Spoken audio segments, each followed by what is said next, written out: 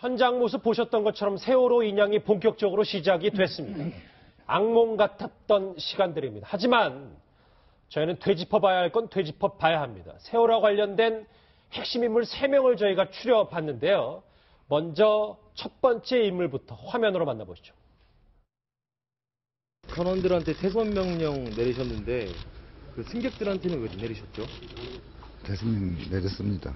승객들한테도 내리셨어요? 네. 그 당시는 구조선이 아직 도착이 안 해서 그랬던 겁니다. 그리고선 선장님 먼저 내리셨잖아요. 아닙니다. 인정하는 부분도 있고 어쨌든 무리를 일으켜서 국민 여러분께 죄송하고 또 유가족 여러분께 머릿속에 사죄드립니다. 저 선장의 얼굴이 아직도 생생하네요. 민영선 선장님. 예.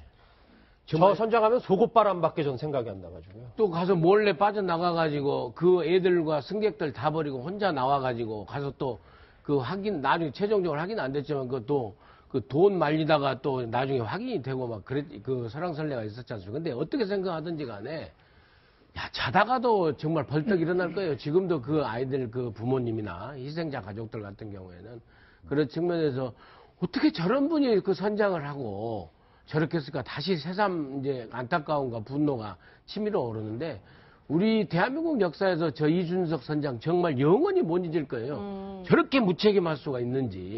예, 사지로 승객들을 그 아이들을 갖다 수백 명을 놔두고 혼자 팬티바람으로 빠져나온다? 이건 정말 다시는 있어서는 안 될 일이고 책임을 물어야 되는데 또 법이란 게 있고 하기 때문에 아직은 아무튼 교도소에 있지만은 국민 감정에 비해서는 좀 낮은 그런 그 교도소 생활을 하고 있지 않나 이런 생각도 해봅니다. 예, 최 변호사님 뭐 무책임하다고 지적하셨는데 현재 이준석 선장이 순천교도소에 복역 중이라고 하는데 죄명이 구체적으로 뭔가요? 그렇습니다. 사실 굉장히 공분이 있었죠. 그래서 처음에는 경찰에서 이른바 유기치사로 이제 한다고 하니까 아니 이게 어떻게 단순한 유기냐.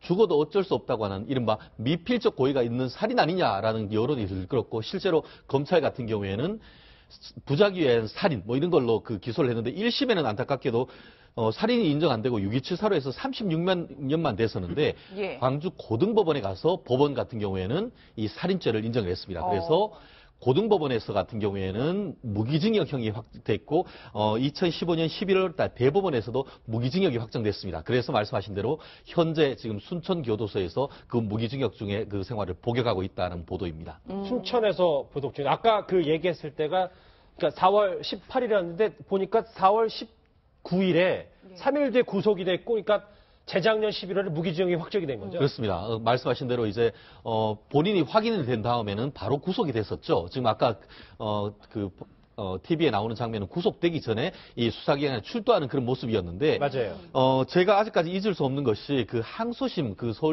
광주 고등법원 재판부에서 재판장님이 가족이 거기 탔다고 하면 어떻게 했을까라고 하는 질문에 결국 그때는 죽을 죄를 지었습니다. 평생 동안 사죄를 하면서 이 부분에 대해서 반성하고 살겠다. 그렇게 했던 얘기가 나오는데 그와 같은 말 한마디로 어떻게 유족들의 그 마음에 씻을 수가 죄가 있겠습니까?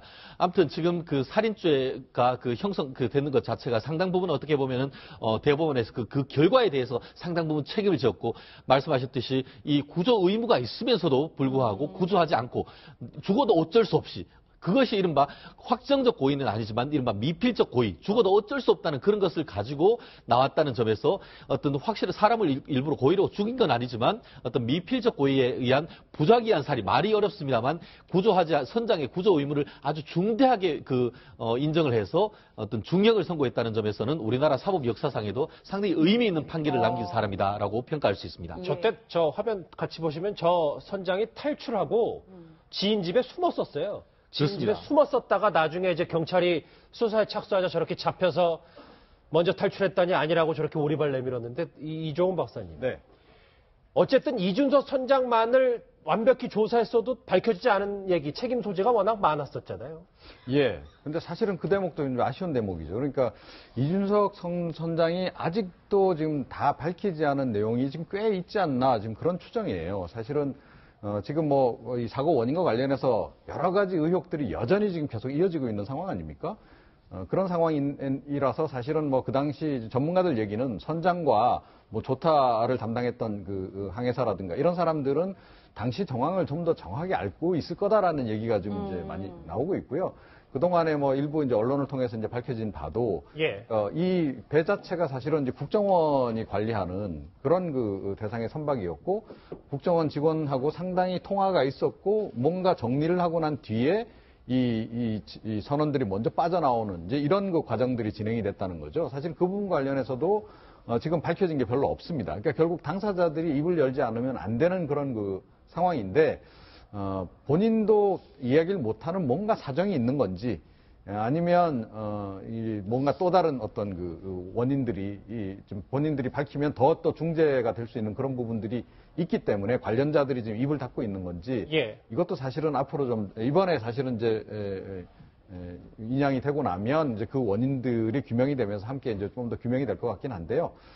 가장 결정적으로는 사실은 이분들이 정확하게 지금 앞으로 진실을 관해서 입을 좀 여는 그런 과정들이 추가로 좀 나와야 되는 그런 상황입니다. 첫 번째 핵심 당사자가 이준석 선장이었다면 두 번째 인물도 여러분들 화면 보면 바로 누군지 아실 텐니다. 화면으로 만나보실까요? 저희들은 경비구역 순찰 중 상황실로부터 여객선 침몰 사고를 접수받았습니다. 전속으로 사고 해점을 도착했고 도착과 동시 바다로 뛰어내려는 방송을 실시했습니다. 그 승객들을 퇴선을 해야 된다는 방송을 해야 된다고 아무도 주장한 사람이 없었습니까? 그때 너무 상황이 긴박해가지고 제가 지시를 부장한테 해야 되는데 지시를 못하고 막 그때 상황이 너무 긴박해서 보트를 내리고 막 인명구조를 하는 것입니다. 네, 뭐 상황이 긴박해서 지시를 못했다라고 이야기를 하고 있는데 사실 당시에 뭐 선내 진입도 안 했고 뭐 해경 방송도 안 했고 구조 활동이 굉장히 미비했다는 지적이 많았잖아요. 이 김경일 경위가 아마 국민들을 또 분노하게 했던 사람 중에 한 명이었을 것 같은데요. 이 퇴선 방송, 이 단어를 아직도 잊지 못하겠어요. 당시에 이제 퇴선 방송을 했다고 해가지고 자기가 퇴선 방송을 어떻게 했는지 시연까지 했습니다. 그래서 배까지 이렇게 하면 들릴 수 있는지 아닌지 이것까지 기자들한테 시연까지 해주면서 퇴선 방송을 자기는 했다 이렇게 주장을 했는데 나중에 알고 보니까 퇴선 방송을 안 한 것으로 드러났죠. 예. 그것뿐만 아니라 퇴선 방송을 한 거 외에 했다고 주장한 거 외에도 함정일지라고 있어요. 예. 그러니까 함정일지도 찢어가지고 다시 작성을 했다는 거죠. 그러니까 조직적으로 사건을 은폐하거나 조작하려고 했던 흔적이 나타났다. 이렇게 해서 굉장히 국민들이 많이 공분을 했는데 문제는 이제 1, 2, 3정이 처음 가장 먼저 도착한 배고 그 배의 총책임자가 김경희인 것만은 분명하지만 예. 해경이 전반적으로 구조가 제대로 이루어지지 못했다고 하는 사실이 속속 드러났잖아요. 맞아요. 그러니까 해경 중에서 유일하게 그 구조 책임을 지고 처벌받은 사람은 김경일 경위 한 명밖에 없어요. 그럼 그 이유이기 때문에 그러면 실제 구조를 해야 될 의무가 있는 사람들은 그럼 성실 의무를 제대로 지켰는가 이 부분이 지금 남아있는 숙제인 거예요. 그러니까 대통령은 아니더라도 해경 관계자들은 성실 의무를 위반한 부분에 대해서 어떤 방식으로든 책임을 물려야 한다. 이게 아직도 밝혀지지 않은 진실 중에 하나다. 저는 그렇게 생각합니다. 지금 뭐 첫 번째로 얘기했던 게 말씀하십시오. 아니, 그러니까 대한민국 사회 공조직 우리가 어떻게 운영되는지 잘 알잖아요. 그러니까 이 현장에 있는 일개 정장이 무슨 힘이 있겠습니까? 사실은 그렇다고요. 그러니까 본인도 아마 그 정장도 전 뭐 징역형 받을 정도로 뭐 과오는 있다라고 생각하지만 그럼에도 불구하고 그 윗선들이 지금 아무도 책임지는 사람이 없는 건 이건 정말 문제가 아닐 수 없다라고 저는 생각을 해요. 그러니까 정장은 아마 기다렸을 겁니다. 뭐라고 좀 어떻게 좀 제가 대처를 할까요? 현장에 도착은 했는데 라고 아마 계속 타전을 했을 게 분명하고 위에서 기다려라 했겠죠. 그러니까 제대로 지시를 못 받으니까 또 윗사람들은 또 청와대에 계속 물어보고 있었을 것이고. 자, 이런 것들, 이 사람들이 중간에 그럼 그 위에 있는 중간 관리자나 그 고위층, 해경 청장을 비롯해서 책임이 없냐는 거죠. 오히려 더 큰 책임이 있는 거예요. 일단 사건을 다 제대로, 그러니까 이 구조 활동을 전개해놓고 나중에 청와대에 보고를 해도 되는 거 아니겠어요? 지금 상황이 벌어졌는데, 그런데 그거를 의무를 좀 해태한 그런 그 흔적들이 지금 계속 나오고 있는데, 지금 이제 우리가 오늘 다시 확인하듯이 이 정장만 지금 이렇게 처벌을 받았다. 알겠습니다. 이거 정말 문제고, 이거 이번에 사고 원인 다시 한번 규명을 해서 처벌할 사람들은 그 당시 책임 라인에 있던 사람들 다 처벌해야 된다 이렇게 생각합니다. 첫 번째 핵심 당사자가 이제 배에 있었던 이준석 선장, 그리고 두 번째 핵심 당사자가 이제 해경 김경일 정장. 그래서 해경이 결국 해체되는 비운도 맞게 됐죠. 세 번째 핵심 당사자 눈치를 좀 채셨는지 모르겠는데 화면으로 보시겠습니다. 불행한 사고를 당하게 돼서 참으로 참담한 심정입니다. 이렇게 참 가만히 있을 수가 없어서 이렇게 나왔는데 가족들 심정이 오죽하겠습니까? 다 그렇게 구명조끼를 학생들은 입었다고 하는데 그렇게 발견하기가 힘듭니까 지금요? 그래도 뭐 119도 있고 다 있지 않겠습니까? 거기서 제일 잘 알아서 하겠죠, 해경이. 그러나 이제 대통령으로서는 그 부분에 대해서 최대한 지원도 할 거 있으면 하라. 또 한 사람도 빠짐없이 구해달라. 뭐 이런 식으로 제 할 거는 다 했다고 생각을 하는데 그 시간 동안 또 구술했다고 또 한참 그래갖고 또 그게 기정사실로 그래서 참 너무너무 어이가 없었고. 이준석 선장, 김경일 정장, 그리고 세 번째 핵심 당사자는 박근혜 전 대통령인데 예. 최 변호사님, 만약에 세월호가 본격 인양 작업이 마무리가 돼서 조금이나마 이 사고 원인의 실체 규명이 됐다. 그럼 박근혜 전 대통령 처벌 수위 혹은 뭐 여러 가지 혐의에도 영향을 미칠 수가 있는 거예요? 유죄가 인정된다라고 한다고 하면은 양형적인 측면에 있어서는 좀 간접적인 영향을 미칠 가능성은 없지 않습니다. 그렇지만 아시다시피 죄형 법정주의, 지금 재판을 넘길까 하는 죄명에서는 이 세월호 7시간 관련해서 내지는 세월호의 이와 같은 그 승객들이 사망했는 것과 관련되는 재판에 넘겨지는 죄는 없습니다. 그렇다 보니까 이것 자체가 어떤 그 재판에 직접적인 영향을 미칠 가능성은 높지 않다라고 보는 게 맞겠죠. 다만 말씀드렸듯이 관련되는 여러 가지 뇌물이나 아니면은 그 직권남용이나 이런 부분에 있어서 유죄가 인정된다라고 한다고 하면은 아마 그 많은 국민들, 특히 이제 그 세월호 유족이나 이런 분들이 박근혜 전 대통령에 대한 탄원서나 이런 걸 통해서 형을 엄하게 해달라, 이런 있을 충분히 우리가 예상 가능한 것인데, 그런 부분에 대해서 말씀드렸듯이 형사 사건은 이와 같은 또 정치적인 부분하고는 또 별개인 것이 아닌가 하는 생각도 들 수 있는 것 같습니다. 예. 그런데 민 원장님, 3년 만에 아픔이 수면 위로 드러나면서 박근혜 전 대통령의 세월호 7시간 관련된 비판 여론들도 같이 나오고 있어요. 그렇죠. 다시 이제 상기되는 거 아니겠습니까? 맞아요. 근데 어찌됐건 간에 이제 박근혜 전 대통령 같은 경우에는 그때 내가 구술 안 했다.